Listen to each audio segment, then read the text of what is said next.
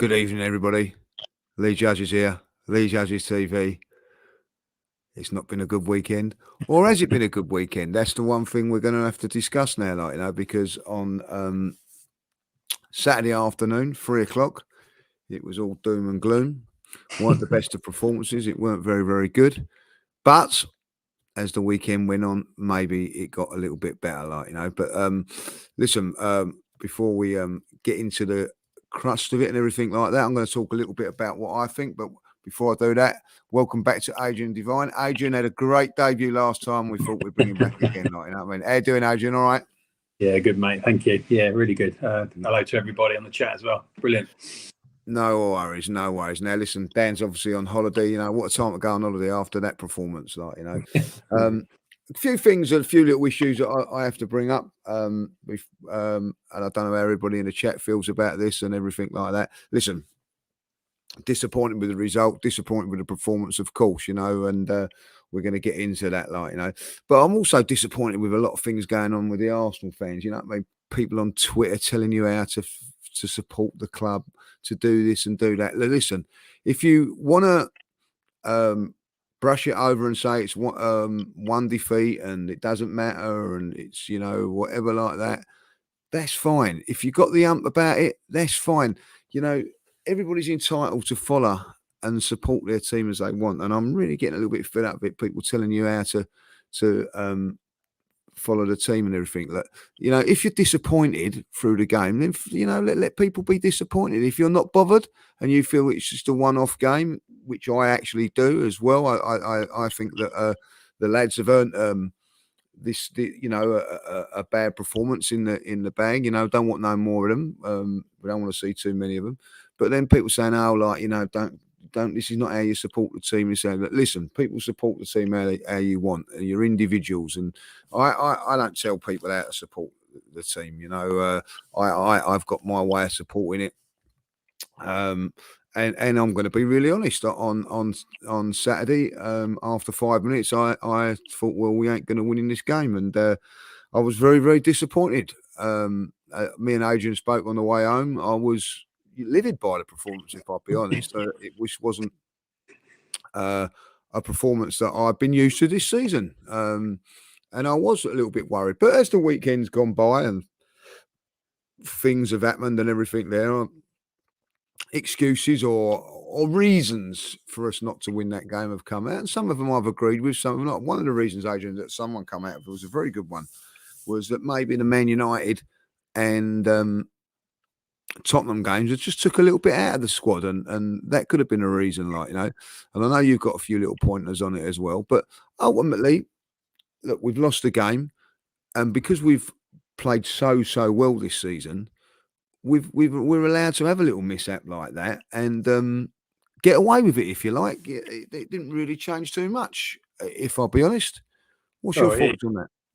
Well, it didn't change, did it? At the end of the day, if anything, it was a half good weekend for us, for the fact that we're still in the same position what we were on Friday, but with one game more played from the opposition as well, isn't it? So, look, it was disappointing that we haven't. And I mean, people say it's an opportunity miss, but it's difficult when you're playing first, and if anything, it's more of an opportunity miss for Man City to gain ground on us. But I said it all week. I said to friends, I said to you, didn't I? I said. I even said it after the Man United game. I said, I'm not looking forward to the Everton game because obviously we knew Frank Lampard had gone. And it's that typical, bounce back manager sort of syndrome, isn't it? A new manager comes in and everything in the club, it lifts, doesn't it? And of all the managers that you don't really want to come up against, the way Arsenal play football, is probably Sean Dyche, because you know exactly what you're going to get from him, and you know exactly what he's going to do to his players to get him up for a game of football, especially with Everton in the media right now getting absolutely slated, aren't they, on how the club's run. And it was kind of it just happened to be us going up there. And I said to you earlier, didn't I? I think any probably top six side, or maybe any side in the league, actually going up to Everton this weekend on the back of what's gone on at the club. You know, I think most clubs probably would have struggled up there and maybe not won the game as well. It just happened to be us, to be honest. Look, don't get me wrong, we didn't play as to how we have been playing, but you know, yeah, of You course the made a boys. great point there, Adrian. Made a great point. You actually said it before we come on air. I don't think any team that includes Man City, Tottenham, Manchester United, whoever you want to name, would have won on that day. You felt Possibly that not. Everton were up for it. They played out of their skins. I believe that I would say I was disappointed with Everton. Like I haven't seen Everton put in that sort of performance all season, and defend like Trojans. But they did against the Manchester City. People forget about that under Lampard. They got a point there, didn't they, at the Etihad? First 10 minutes, I thought we was doing, but we just looked sloppy in our play. Everything about us, was poor. Like if I look at it, Granit Xhaka got into 4 very, very good positions in the first half, wasted the pass. Our fullbacks didn't overlap or didn't help out our wide players in any shape or form. Thomas Partey was, for the first time, overrunning midfield and was struggling, whether he's fit or not. For me, if he's starting, he's fit enough to play, so I don't look at that as an excuse. I felt that Odegaard probably had his worst game, and Ben White has now had 2 poor games. I'm a massive, massive Ben White fan. And I also felt that Saliba never looked comfortable in the game, and that the only one that really looked comfortable or had a good game as far as I was concerned was Gabriel. And because Gabriel is that physical, he likes that physical confrontation, defending and all that. Like it was sort of up his street. It probably wasn't up Saliba's street to a thing. Ben White, I've been very, very pleased and enjoyed his way of aggressive defending, but just had an off game. Listen, everybody just had an off game, and we've been in football long enough to know that does happen, and I just, hopefully it was just one of those games, bad day in the office sort of thing. Well, yeah, I mean, but the thing is, yeah, we had an off game, but it's a lot. I've seen a lot of videos over the weekend, and it's all about us having an off game. But having watched the game back, we got done on Saturday. On Saturday, everything was against us leading into the game regarding, everyone's talking about Everton and the manager coming in. And for me, watching it, we got done. I mean, Lee, what are 2 great things that Arsenal were good at? Well, they've got loads of things they've been good at this season. Yeah. The 2 things that I think were missing on this game here, and I'll give Everton credit for it. I felt our pressing. When we win the ball back very, very quickly. I think that's one of our strengths this season. Didn't do that. And I also think we defend aggressively high up, and we play out from the back, whether it be in precarious positions. We play out from the goalkeeper, and we didn't do that neither. We was done on both things. Well, I'll tell you why we're done on both things, because Sean Dyche has gone in with a game plan. Apart from obviously what he's done during the week, and he's gone in there and said to the players about all his non-negotiables, and this is what I want from you. He's a manager that you look at, and as a player, you probably don't want to upset him, because he's he's going to come down on you, and he's got his non-negotiables, and if you don't do what he asks you to do, he's probably going to drop you or get you out of the club. What he did for me tactically. We are superb at pressing the ball, especially when teams play out from the back. Now, they bypassed our press by going long, and they went along a lot. And what that does, when you go long, and especially if you turn a back line when you go long, you're facing your goal rather than facing their goal. And as you know, it's a lot harder to defend when you're running back towards your goal and when you're facing the opposition's goal, aren't you? And what it did, it forced our lines, for me, whether I'm right or wrong, but in my opinion, it forced our lines to stretch. And what it did, we weren't able to win the ball high up the pitch. So we ended up having to play through midfield and play out from the back, because that's what we're used to doing and that's what we're good at. But by Everton going long all the time, what they did, they squeezed their back line up right up to the halfway line and ended up having 21 players playing in one half of football. And then obviously what we do, we try and play out from the back, and Everton, their work rate off the ball, pressing high up the pitch, it made us uncomfortable. And what it did, because they pressed right up to the halfway line, when the ball went long, so the back lines come up, it's minimised the space that Arsenal love to play in, and it forced us to make errors. And We weren't. Yes, we weren't at it. We weren't at our right game. But he got his spot on, Dice. You know, he used the euphoria of what was going on in the week. You know, the crowd was their 12th man. You know, we've had it at the Emirates this year a lot, and I just believe, you know, Dice. You know, he did everything that a new manager would do, and he looked at how Arsenal play, and he's just thought, right, okay, how can we stifle them from playing? You know, let's stop the press by going long. You know, got Calvert-Lewin up there, big centre forward. He's on his way back, good in the air.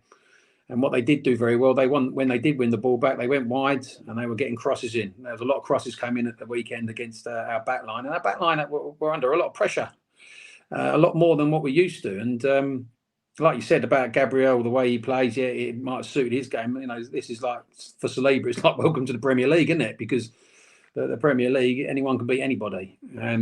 And yeah, you can look at our excuses. We didn't play very well, and you know we didn't. But Everton played very well, and I'd like to give them credit for what they did because they made it difficult for us. And unfortunately, we struggled to cope with that. I mean, look, we didn't get beat 3 or 4-0. We got beat with a set piece, but you know they were better than us on the day, and they've done us. And what my concern is going forward, that teams would have seen that, other teams would have seen that, and you know this is where. You know, Arteta's got, you know, earned his money now, and actually, you know, he's earning his money. Don't get me wrong, he's doing outstanding. I'll praise him and back him to the hilt. But more teams might, you know, probably will do that against us now and make it difficult for us. So, you know, hopefully that going forward, if teams do that, we can have an answer to it.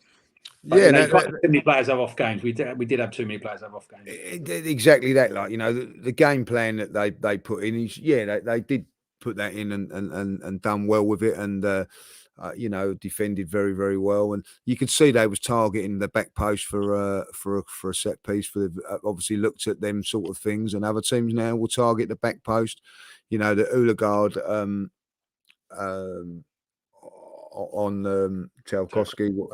I don't understand that. Maybe because Partey was off. I don't know.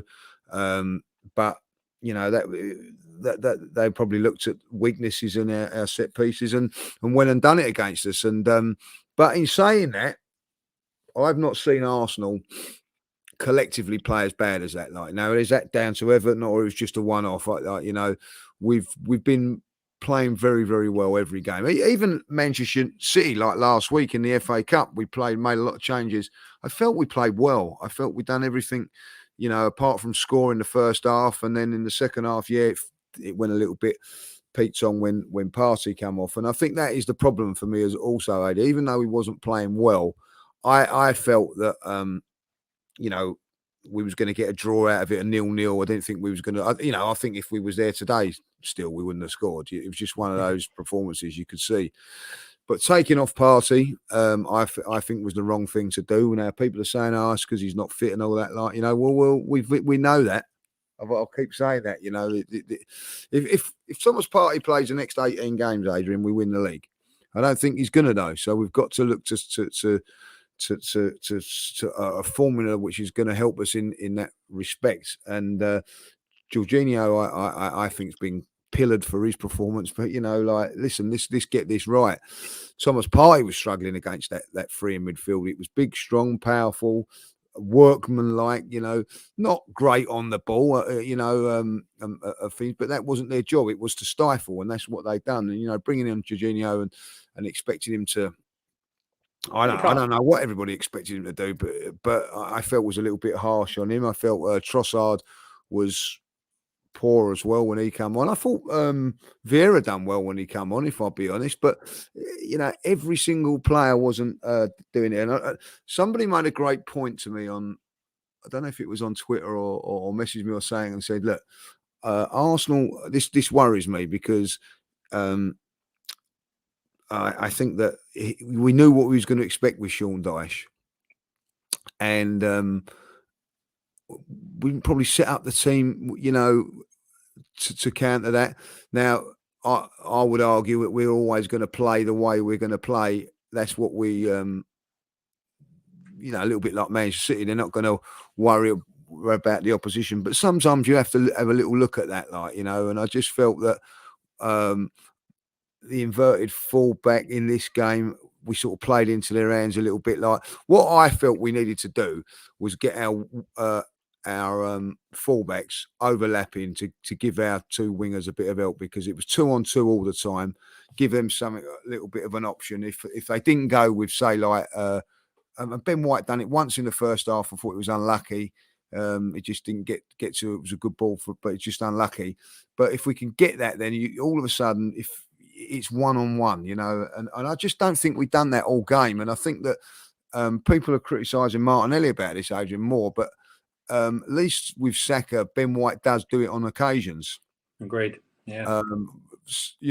Zinchenko doesn't. He's always looking to go inside. Now it works on site. It works. You know what I mean? Of course it works. We're top of the league. But when some teams put in this defensive block 2-on-2 on you, I was looking at it, Aid, right? I was really looking at it and thinking, right, if you've got two out there on Martinelli, you've got two out there on Saka, you've got the two central defenders taking care of Eddie.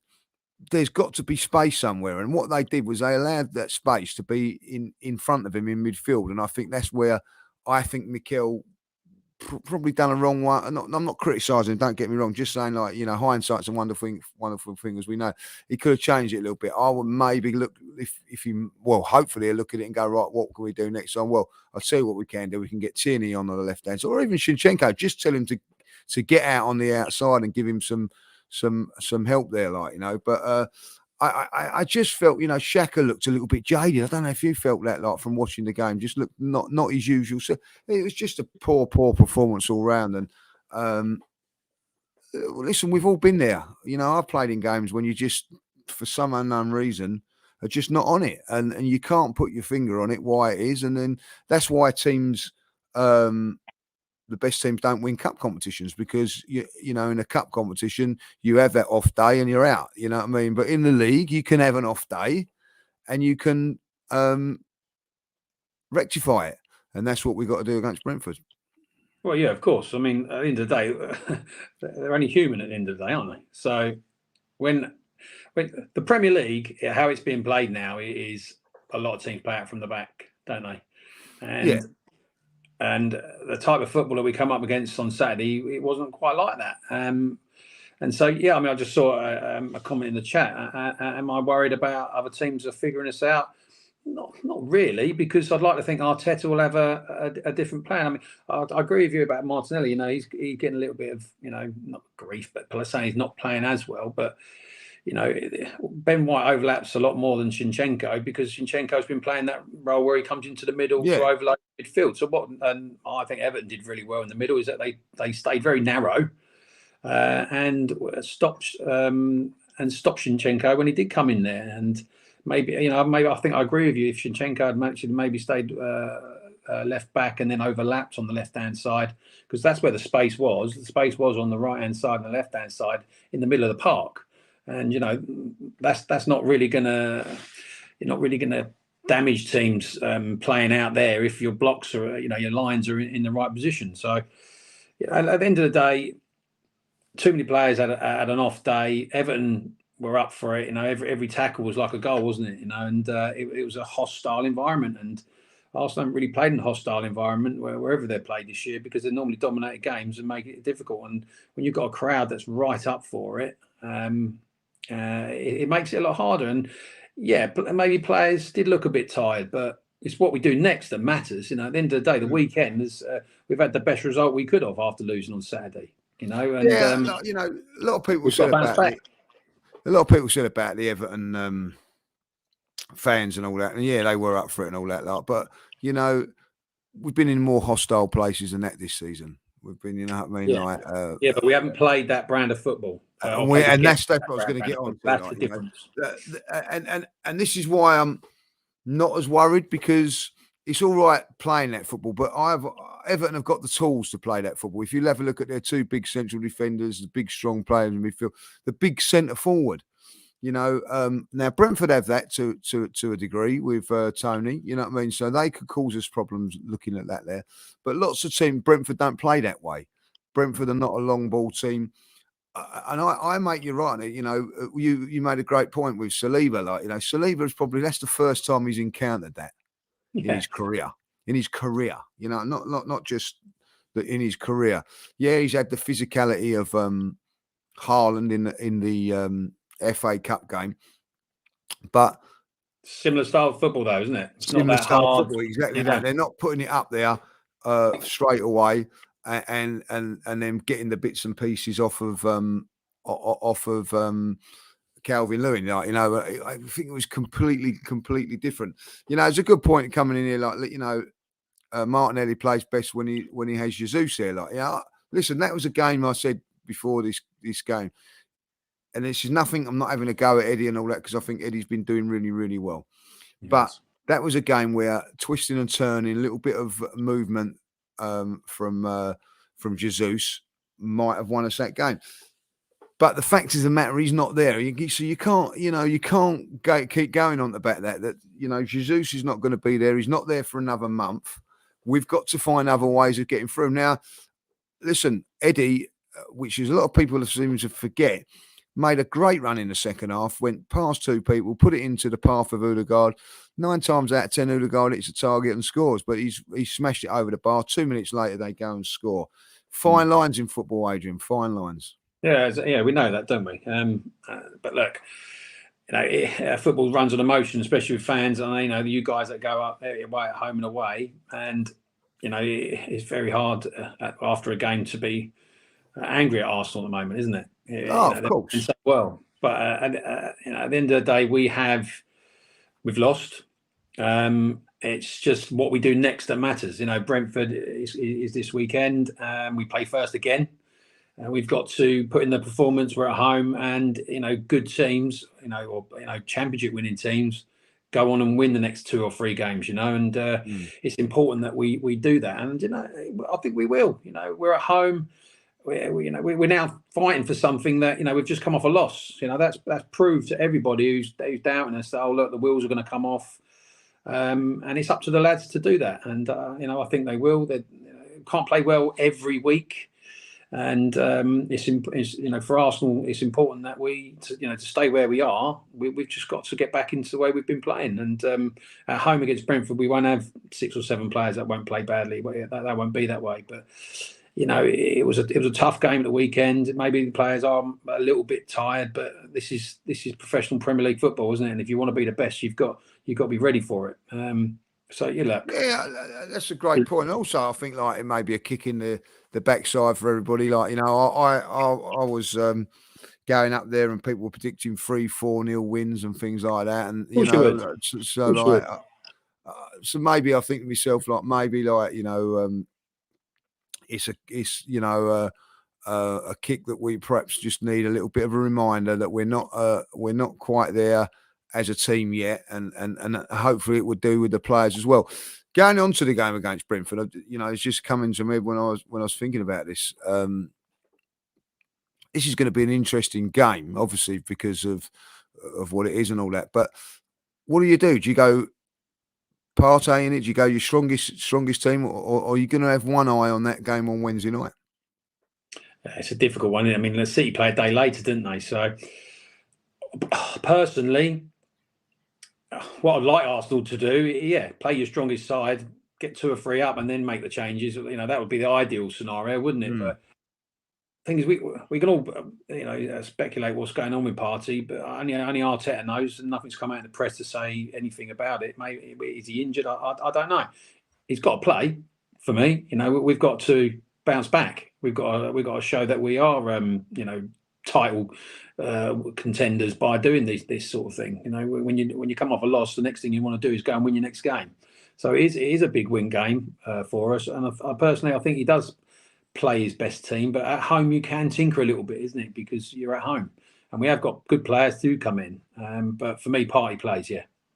Yeah, you know, like a lot of people are saying, like, you know, there's a defeat now, Arsenal going to crumble and all that. Do you believe it? I just think, like, you know, it's, you know, like it's one of those things that's happened and all that, like, you know what I mean? I look at it, you know, Partey, you know, I don't think was injured. I just think he had a bad game. He got outplayed for the first time this season. I don't think it'll happen again. I think that Arsenal will come out. Do you know what? I'm going to say it now. I don't think it's going to, you know, be a formality game on Saturday. this might worry people. It might not. Like, you know, I mean, Brentford are the informed team in the Premier League at this moment in time. Well, the thing is, we're in a position where we've not been in for a very, very long time, aren't we? So people are going to say, and you know, we look about Gary Neville, who says, you know, Man City win the league because we might crumble. Because in the past, when it's come for top four or anything that matters, we have done because we haven't had the squad or the players to cope. I think we do have the squad and the players and the manager to cope it now. Do I think they'll crumble? No. I think they'll go out and beat Brentford. And do I think we'll beat City on Wednesday if we've beaten Brentford? Yes, I think we will. However, because we've not been in this position, I don't know. In the past, we've been in this position, but I know we haven't had the squad to be able to handle what we're doing. But now we do, and you know, we're top of the league by 5 points still. We've got so much to fight for, and the result yesterday for us was a great result regarding what we want to achieve as a football club, whether it was Spurs or not. You know, I don't care who beats Man City. At the end of the day, it's about what we do, isn't it? And I don't think we will crumble, but there's always that possibility. You just don't know, do you? Because we haven't gone on and won leagues and got top four in the last 3 seasons. So there is pressure there, isn't there? But, you know, I love what Arteta did. He come out and said about he loves his players and all this lot. But I can tell you, behind the scenes, he will be telling them about it. I agree with that. Like, you know, I was talking to James on the Forever Arsenal show, and he was saying, "Oh no, he wouldn't have had a go at them." Let me tell you, I've been in dressing rooms and everything like that. Like, you know, those players would have got a rollicking. I don't care what anybody says; they would have got a rollicking. I think, say, like, I don't know what they'd have had if they'd have had, for instance, you get it all planned out before the week. So they said, right, you go up there on the Saturday, you get Sunday and Monday off. We're back in on Tuesday. I think you would have given them a rollicking and then said to them, right, that's it. You think about it. I still have the couple of days off. Go and get away from it for a little bit. We come back on Tuesday or whenever we do, and we go again because we've got like a weekend game on Saturday, and then we're back in on Sunday to recover. We're going for the Wednesday game. I think at the end of the day, he would have not been happy with it, but then he would have turned around and said, right, you know, go away and we'll come back again. And I think that's the right thing to do. I think that, you know... Absolutely. I think that he would have told those players what to expect in that game there. And they didn't do it, and that's not because they didn't want to do it for whatever, but that's it. It's a warning. One thing is a good point just come out there. You know, Thomas Partey didn't train until the Friday, AD, like, you know what I mean, and so we've been there as well. Like, you know, if you're not training, you're not sharp, that little bit sharp, you do lose a bit of sharpness if you've not trained during the week. So maybe that was the case, and you know, it's a difficult hopefully one now. Because it's a difficult one because if you don't play him and Jorginho goes in there. And what happened at the weekend. Everyone's slating him, and why haven't you played Partey, aren't they? So it's a catch-22 at the end of the day. Maybe he wasn't quite fit, but you know, you're a team at the end of the day, and if players, you know, you can have one or two poor performances from players, but when a team's putting it up here, and then you don't have the balls to fight back, if you like, and match that tempo and match that intensity. You know, I said to you on the phone, didn't I? Say sometimes heart and desire does beat talent. And talent has to perform throughout the whole team, and if it doesn't, and half of the team aren't playing well, it makes it hard. You know, look, we lost 1-0. You know, there's games in the past where we've gone up against that. And you know, look at Spurs game last. We've been smashed. We got done by Spurs superbly. They were brilliant against us at the end of last season. You know, and they stuffed us. So you know, we haven't rolled over. And I agree with you. I think Arteta would have been saying, "Look, guys, it's a bad day at the office. We've done this wrong, but learn from it." And because I guarantee you now, the teams will be looking at that and thinking, "Do you know what? You know, I don't think it's the way you're going to beat Arsenal because they will play better." But it is a warning. It's a warning shot to us. Yeah, you know. Also, I've got to say that, you know, this is where you got to, for me on Saturday now. As disappointed as I was, you know, I was disappointed coming out of that game, and then going home, you've got to travel like 4.5 hours home and whatever, like, you know, and you know, first game up on a Saturday, it ruins the whole weekend. I'm not, it does. But what you got? It matters, doesn't it? It matters. Yeah, of to course fans. it matters. It matters. You know what I mean? But like, so from that point of view, like the players know that as well. They'd have been disappointed. But you've got to do is now that Brentford game. That's when us fans come into play. We've got to go there, be positive, and give it as best we possibly can, and give them the support that they need, and do our part. Like, you know, and looking on the game yesterday, I didn't celebrate that Spurs won the game and everything there, but I think that it's not a bad thing because, if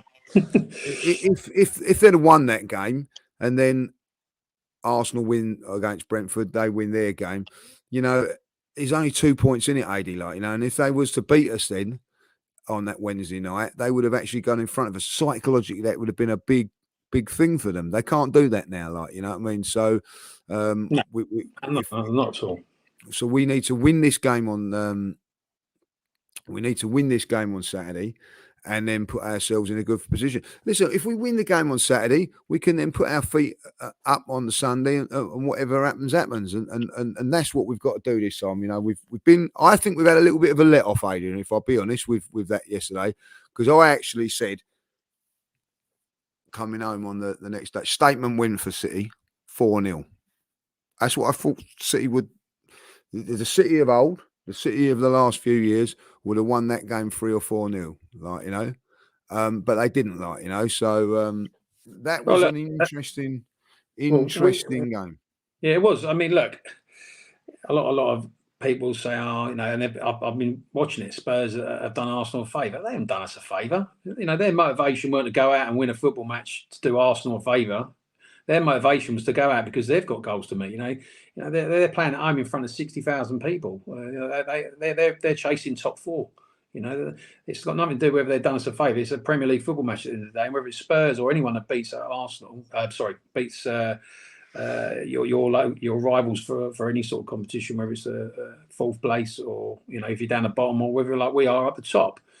At the end of the day, Spurs turned up yesterday and they played well. And I'm an Arsenal fan, but I'm also a football man, and I don't care what anyone says. I mean, there was a lot of people on Twitter looking at some of the comments. I don't want Spurs to win, and all that. Like, what a load of rubbish! Why don't you want Spurs to win against a team that are right up behind us and have the ability to win the league like they do? City have won it how many times in the last few years? At the end of the day, we're the same position. Spurs to win 80, look, listen, it's more about Man City losing, but you think, oh, more about us winning the league, mate. It's more about Arsenal winning the league. And you ain't going to hear the last of it now, with Spurs fans. And let's be honest, 5 times they've played at that new stadium, 5 times they've lost and haven't scored a goal. They've got something over Man City, Everton at home, we've got something over us. Yeah, so we ain't won there. So for me, I think, they're going to have it all on Monday. All about Tottenham and what I mean, blah, blah, blah. But thankfully, we've had bigger news as well on a Monday. And do you know what? And people say to me sometimes, in this job now and all that, is there always things? There's always things to talk about. And I always say, in football, something different happens every single day. And it has happened with what's happened with Man City today and all the allegations, not proven yet, but charges have been brought to them, unbelievable. Will that affect them? Don't know, but it's certainly there. And also Leeds departed with their manager today, and I'm hearing just looking on my phone here, Rafa Benitez is in line for that job, which is I think a very, very good appointment if that can come up there. But first of all, we'll talk about Manchester City. What's your thoughts on that one, Aid? Well, it's a government investigation or third party, whatever you call it, and I think it's 100 breaches of financial fair play. I mean, that's what they're saying. And I'm not going to sit here and say, that you've got to, come down hard on them. And like you say, it's innocent until proven guilty. But for me, 100 financial fair play breaking of the rules can't all be not broken, can they? They've done something wrong because it's been found well, it hasn't been found yet, but that's what they're saying. No, they've been charged with it, haven't they? So there's evidence there. Yeah. Listen, I don't good. think Arsenal fans Not good. or any fans should get carried away. Whatever happens, it ain't going to happen this season. The points deduction. But my view of this is that if they were say to put a points deduction next year, well, that for me ain't fair on the likes of Liverpool over the last three years. They've been doing it fairly, doing it properly, and it's blatant cheating as far as I'm concerned. You know what I mean? Something like cooking the books, pretending that players are earning less than what they are actually earning. You know, sponsorship deals being made up, like, you know, and things like that. Come on, you know. I think if it does come out for Manchester City, and I hope Chelsea are to follow as well, like, you know. I honestly think they should be relegated. I actually think they should be, and not just to the Championship, like 1 or 2. I think that they should be put to, like, you know, because, you know, if you was to say, all right, we're going to fine you, right? You know, that ain't going to bother them. If you give them a 15-point penalty deduction, you know, they win the league by 15, 20 points most seasons anyway. You know what I mean? So I don't really know what the deterrent should be on this, really. Like, and I also think that over the next sort of 6 months when this is happening, there's surely got to be some sort of players will be looking at it, worried about it. You know what I mean? They've got the Champions League coming up and all that. Like, you know, I don't think this is good for Manchester City by any stretch of the imagination. No, of course it's not. It's not good for Man City. It's not good for the Premier League either, is it? You know, we were talking about, you know, how much stick we've given Kroenke over the past, and yeah, and some of it probably it was deserved. But you know, when these sort of revelations come out, and you know, they're bearing in mind they've been done before, haven't they? They got yeah, and they only got a fine. And I said to you, I didn't talk sport earlier on. Simon Jordan said it, and I think Jim White, they were talking about what should happen, and you know, slapping a 50 million or 70 million, even 100 million pound fine on Manchester City. 100 million pounds to them is pocket change, isn't it? So it's something will have to be done if proven. You know, this is nothing against Manchester City and their players, because I'm not that sort of person to say what should happen to them. But if you look at other clubs that have broken these rules on the continent, you know, you look at Rangers, you know, up in Scotland. You know, they've had the book thrown at them, haven't they? And if Manchester City are found guilty of what they've done, they're more for them at the end of the day. You know, even Guardiola said last year, didn't he? He said if they've lied to me and they get caught and they get done for it, he's off. So it's not good for Man City, and it's also not good for the Premier League. It's a bit more difficult for Man City, isn't it? Because they've come out of nowhere, really. You know, not long ago they were playing in Div 1. And you know, they've come up, and you know, all Man City fans will probably be slating me now for saying all this, but surely as a Man City fan, if your club has done, you know, broke the rules and cheated, and especially if these, you know, they've said 100, you know, it's not 1 or 2, it's 100 findings of breaking these rules, then that ain't good. No, and listen, something has to be done. We have to emphasise at the moment their only charge is not being found guilty, but absolutely, you know, once they do, I think that you know, it's going to be. Listen, I want to say this. I said this earlier on the show. Manchester City over the last year have sort of gone along with the fair play. If you look at it, like, you know, for instance, and I'll make a couple of points. Cucurella. They got outbid by Chelsea in the end. They said, no, we're not prepared to do that. Like, you know what I mean? Because of whatever, we don't feel it's right. Selling players like Sterling, Jesus, Zinchenko, to make the books look like properly, like, so they're making a profit and things like that, doing things which they've let players go for nothing. Spending, I don't think it's what they've been doing recently that's going to haunt them, is it? I think no. But what my point? I agree with you. They're probably doing it. My point being that they've done it this season, and whatever. And where are they? They're back in the pack. They're not leading the league by 10, 15, 20 points because they're doing things probably a little bit more cautiously. They're you know, 5 points behind Arsenal, 3 points in front of Manchester City. They only lost one game last season, getting 100 points. You know what I mean? When they weren't worried about all this. So I do think that it has an impact. I do, because they would, if they was playing by their rules of a couple of years ago, they'd have said to Jesus, "No, you're not going nowhere. Nor are you, Shinchenko. Nor are you, Sterling. You'll stay here until your contracts run out, and then you can go." But because they're having to balance the books properly, they've gone back into a little bit of a. I was actually praising Man City for it a little while ago, saying, "Oh, at least they've got the little bit of the morals which that Chelsea haven't." But then maybe that they knew that. Well, they must have known this was coming, So I think it's been a 5 years, 4 years investigation. 4 years have been, investigating it. I didn't know it was going on. No, so it's a big thing. It's a big thing in football. Just like finish with Leeds United. Leeds give us probably one of our toughest games of the season. I felt I actually come out of Leeds relieved that we got the 3 points that day. We didn't play that well, but we defended well and we got the result. And Leeds put us under the pump. And they're without a manager now, And I just want to. The reason I'm saying this is because here we are again with managers being sacked. Gerrard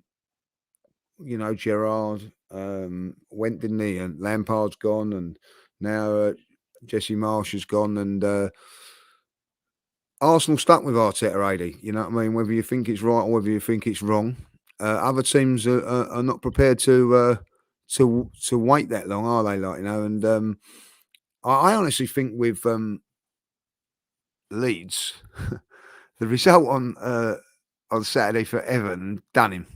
I think they've looked at that and thought, "Oh, new manager, look at what they've done, Everton. We need to do the same." Yeah. And if it is going to be Rafa Benitez, I think that would be a fantastic appointment for Leeds United. Of course it will. He's won the European Cup. He's won everything, isn't he?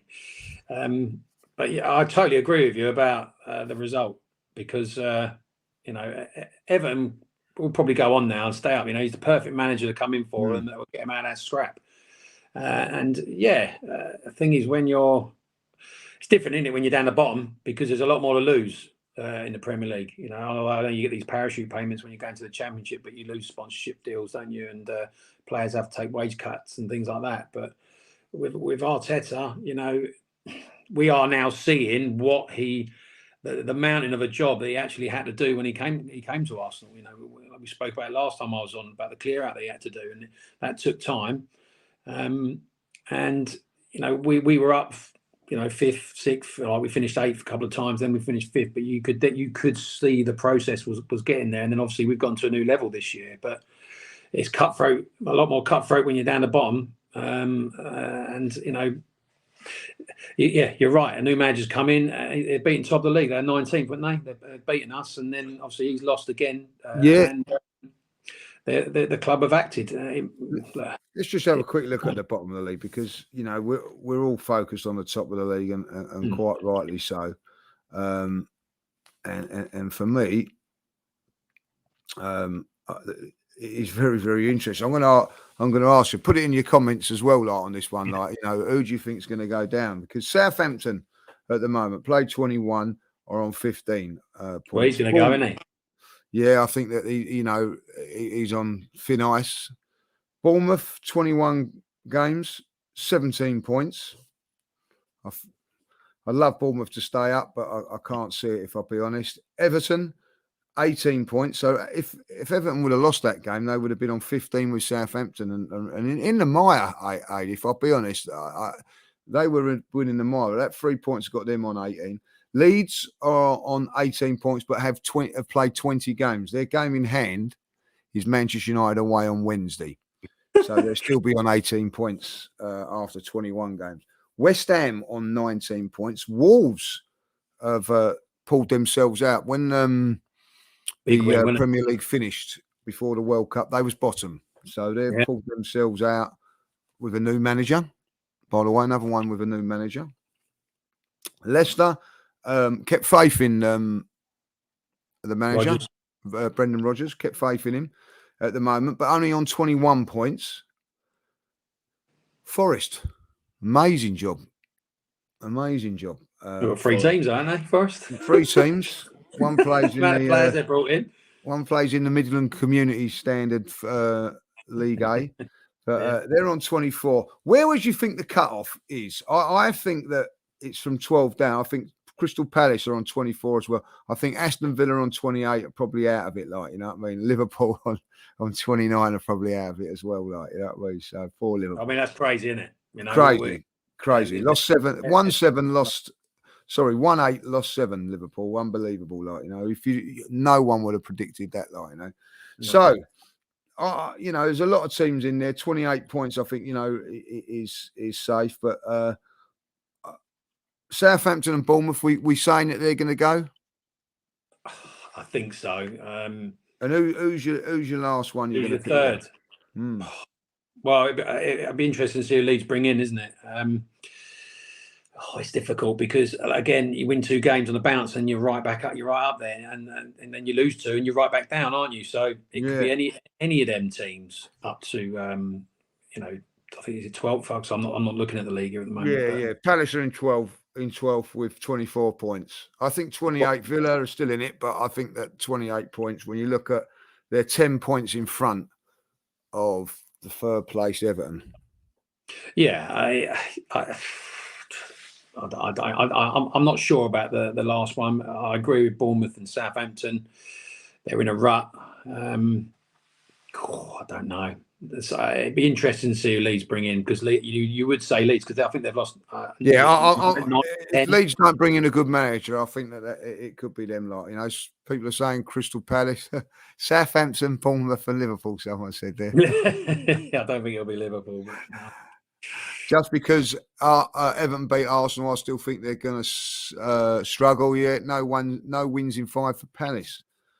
No, really looked at Palace as a relegation. You can be sucked in very quickly down there, can't you? It's not like normally one gets sucked in. So Chelsea or Liverpool, beware, like, you know what I mean. So you never know, like. Yeah, you never know, but who knows? It'd be lovely, like, you know what I mean? Well, we're not. We're at the other end. So. No, we're at the other end, and nothing to worry about. Like, listen, Adi, we come to the end. No, good, mate. No worries. Good show like that as well, like, you know. So enjoyed that, like, you know. I don't know if Dave is with us or not, like, you know what I mean. So he's been that boy. I've got to say, old Skeggy at the moment. He's one busy boy, like, you know what I mean. He's a workaholic. I'll give him his due. I haven't seen much of him these days, like, you know what I mean. So there he is. He's about, like, you know what I mean. So guys, thanks for the show tonight, and thanks for tuning in and all that, like, you know. Adrian, thanks for your contributions. Brilliant as ever. And Dave, see us out.